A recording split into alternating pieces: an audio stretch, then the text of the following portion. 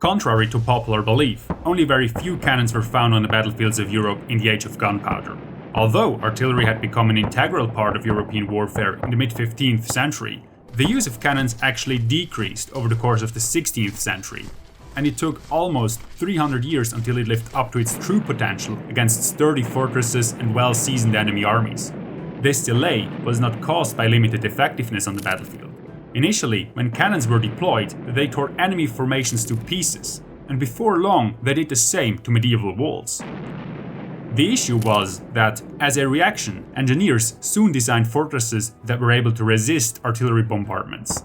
These so-called bastion forts were built all over Europe, and soon the cannons of the time couldn't keep up. In field battles too, the ponderous and few guns initially proved their worth only to a very limited extent. While Napoleon managed to bring a whopping 700 pieces to Leipzig in 1813, generals of the 16th and 17th centuries often only brought a mere handful to the battlefield. This raises the question, when, how and why exactly became artillery a full-fledged third military branch alongside cavalry and infantry? Before we dive straight in, I'd like you to have a look at this 3D map of the Battle of Borodino. It's part of the documentary Napoleon, the Russian Campaign, and is featured on CuriosityStream, a long-standing partner of our channel and also sponsor of this video. CuriosityStream is home to thousands of streamable documentaries and non-fiction TV shows on topics like history, nature, science and more. Their take on Napoleon's Russian campaign is a docudrama which revisits one of the most astounding military campaigns and defeats in history. It details the hardships and deprivations suffered by Napoleon's Grand Army as they await the surrender of the Tsar, which never comes. Overall, it's a high-quality production which entertained me for its entire duration. The good thing about CuriosityStream is that there is always more content if you liked one documentary. For example, they feature another documentary on Napoleon's Egyptian campaign. If you want to get access to CuriosityStream, use the link in the description or pinned comment, or use code SandroMan while signing up. This way, you get a 25% discount, which brings the price down to just $14.99 for the whole year. Now, let's jump back to the video. By the mid-15th century, artillery could be used quite effectively against the walls of medieval fortresses. It played a crucial role in many events. For example, the French reconquest of Normandy in the late Hundred Years' War, the Spanish reconquista of Granada in 1492, or the Ottoman conquest of Constantinople in 1453, where about 70 Ottoman guns pounded against the famous Theodosian walls, leaving long stretches of them riddled with breaches. But artillery was still only one tool among many, and it was far from dominating the battlefields of Europe. Although many sources from the late Middle Ages and early modern period report on the formidable strength of the numerous cannons used in siege campaigns, great caution is advised. The historian Simon Pepper points out that we must not believe these sources without thinking twice, because there are plenty of other sources that actually report a constant shortage of guns, artillerymen and ammunition. In addition, the numbers that some sources give us seem to be misleading. For example, contemporary sources estimate the number of French artillery pieces that attacked Naples at the beginning of the Italian wars in 1494-1495, usually at 36 siege guns. However, of these 36, only a mere 8 or 9 were heavy cannons, while 4 were light guns, and the rest was made up of smaller gunpowder weapons such as handguns and simple arquebuses. A similar picture, but distorted for a different reason, emerges from the siege of Padua in 1509, where the League of Cambrai gathered 60 proper cannons. Of these 60 cannons, however, most only arrived at the end of the siege, because they had to be laboriously hauled there from Innsbruck, Milan and Ferrara. Overall, the evidence for the 15th century, when examined closely, shows that large guns, ammunition and powder were constantly in short supply, or arrived late due to the expensive and time-consuming transport. Around a century later, the picture has hardly changed.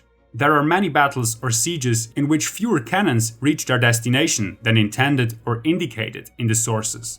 For example, when Emperor Charles V wanted to reconquer Metz in 1552, he had heavy cannons brought from all over the Rhineland in a major effort, and he actually managed to muster 50 pieces. But here too, most of the big guns arrived too late. The fact that even the Holy Roman Emperor had great difficulty raising 50 cannons in a part of Europe that was well connected highly urbanized, proto-industrialized, and richly stocked with cannon makers, speaks for itself. According to Simon Pepper, the Italian city-states in France had similar difficulties, and John Gull-Martin, who has studied the Ottoman campaign against Malta in 1565, points out that both the Ottomans and the island's defenders suffered from a constant shortage of large guns and ammunition.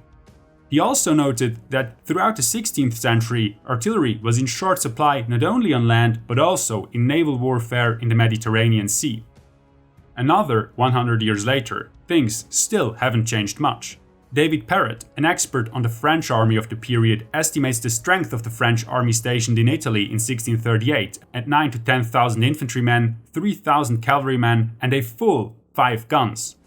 This is in stark contrast to the 90 cannons that the Swedish army under the famous Gustavus Adolphus had at its disposal in Bavaria in 1632.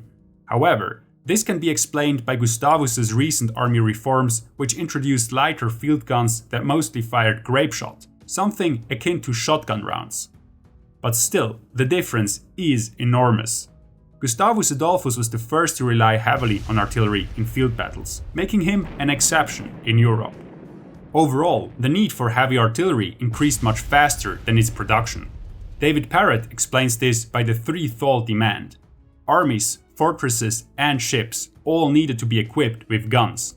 In France, Perret's field of study, the largest consumer of newly cast cannons was Cardinal Richelieu's growing Atlantic fleet.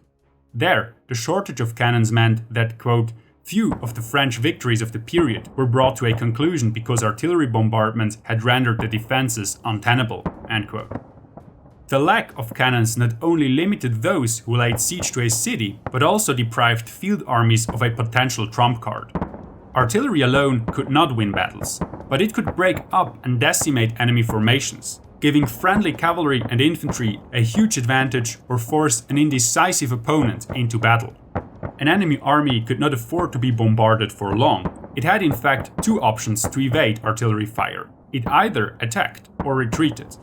According to Simon Pepper, forcing the enemy army to make a move was usually the main purpose of artillery in the early modern period, because it allowed to avoid costly attacks on strong positions.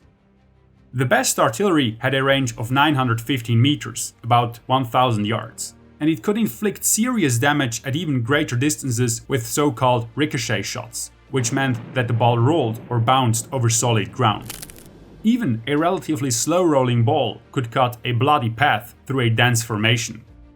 Those interested in artillery tactics and the position of artillery in European armies should watch our video on that topic. You find it linked in the top right corner right now. In France, the shortage of heavy artillery did not end until the late 17th century. Historian Jamel Oswald has studied the impact of the great engineer Sébastien Le Prestre de Vauban on French warfare and found that by that time almost all types of artillery were finally available in greater numbers. Commanders now also increasingly relied on firepower to end sieges more quickly, which could save lives and money.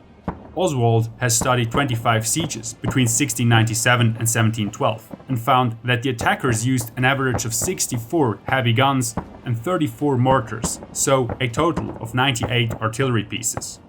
This contrasts starkly to the biggest efforts the French crown made against the Huguenots when they brought a total of 42 big cannons and field serpents to the first siege of La Rochelle in 1572 and 1573. When keeping in mind that the operation at La Rochelle used double the number of cannons compared to the second largest operation in the early 1570s, it really becomes clear how much more guns were available a good century later by 1700. The situation was similar in Spain, where the War of the Spanish Succession in 1701 to 1715 saw massive use of artillery for the first time.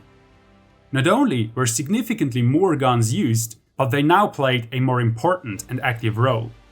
In the Second Battle of Blenheim in 1704, for example, one of the most important battles of this war, John Churchill, the first Duke of Marlborough, put together several large batteries consisting of well over 40 guns, a number that would have been unimaginable 50 years earlier.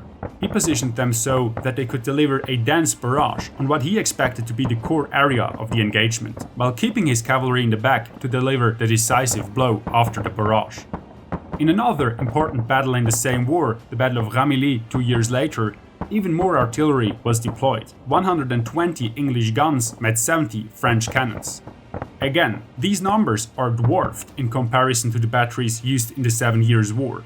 Frederick the Great continued to encourage the use of artillery, and under Napoleon, who had originally been a gunner himself, batteries grew into entire gun parks. In the Battle of Leipzig in 1813, 700 of his cannons met, depending on the source, 915 to 1,500 guns of his opponents. The time of massed artillery had finally, truly begun. Two major reasons for the delayed use of artillery were logistical difficulties and a general lack of heavy artillery. Only when the production of cannons became sufficiently professionalized and centralized could these problems be properly tackled. While England and the Netherlands pioneered the centralization of cannon production, France particularly struggled with this process because French cannon foundries had limited capacities, were in private hands, and scattered all around the northern provinces. Richelieu tried to use the available guns primarily for equipping his navy, but there weren't even enough cannons for that. There were so few guns that ships which entered French harbors were often stripped of their cannons in order to mount them on the ships leaving. Because of this, Richelieu didn't have nearly as many combat-ready ships as he had seaworthy ones. For most other European powers, however, the production of cannons remained problematic until the 17th century, and even into the 18th century. Resources were hard to come by and manufacturing was difficult, especially for emerging powers such as Prussia. For example, Frederick William I, the first king in, albeit not of, Prussia, built an arms factory and a powder mill near Spandau in 1717, but he had to import expensive components such as iron, tin, lead, and mechanical parts from various other countries. Together with private producers, the Royal Powder Factory produced about 1,500 guns in the years between 1741 and 1762. A lot, but not nearly enough to meet the demands of 18th century warfare. Despite big efforts to build an independent production, Prussia continuously needed to import guns from Sweden. In conclusion, the constant shortage of cannons is at least partially explainable by technical and logistical problems, which were not solved in most places until the 17th century. It took until the 18th century that artillery could be used in large numbers and thus became truly efficient. As of then, artillery could be reliably integrated into a complex battle plan or used against modern, solidly built star fortresses. Finally, artillery had firmly established itself as the equal third military branch alongside infantry and cavalry.